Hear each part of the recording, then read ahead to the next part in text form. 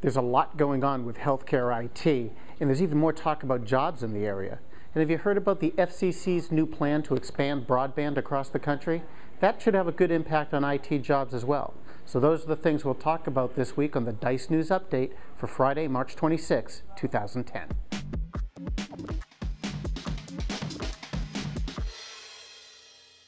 If you're into health IT, here's two words: meaningful use. What's it mean? Well, the Department of Health and Human Services hasn't exactly figured that out yet. But the stimulus plan that was signed last year has incentives for implementations that make meaningful use of medical technology. So even though it's still ambiguous, CIOs and healthcare IT managers are giving a lot of thought to the concept, and it's driving their thinking on spending and hiring. The Healthcare Information and Management Systems Society surveyed healthcare organizations and hospitals and found 59% will make new IT investments to position themselves to qualify for those incentives. 42% said this meaningful use stuff will be their biggest IT priority during the next 2 years. It'll push implementation of clinical systems in areas like electronic medical records and computer order entry. So go to Google or Bing and search on meaningful use, both words. You'll get a good idea of what's going on by looking at the news pages that come up, and you can background yourself by looking at the websites.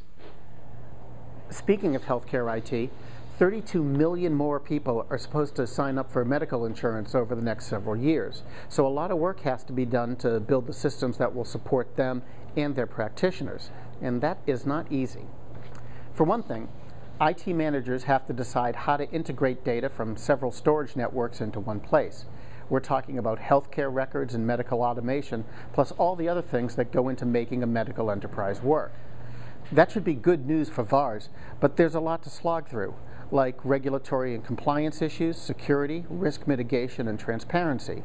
There's a huge amount of red tape involved, and bigger OEMs, like GE Healthcare and McKesson, are pushing for certifications.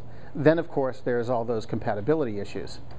So, while we've talked before about the opportunities in healthcare IT, some resellers aren't so sure that they want to jump in. On top of all of these other challenges, they say the fact that solutions can be expensive and hospital budgets are thin, and that's not a great dynamic for them. So basically, there's still a lot of promise in the area. A lot of people are still optimistic, but there's still a lot of work to be done to settle the landscape and let the dynamics kind of sort themselves out. So one non-health related thing that happened in Washington this week was that the FCC released its national broadband plan. The idea is to hook up 100 million people to fast broadband access in the next 10 years. The plan's supposed to be paid for by auctions of unused airwave spectrums and private investment.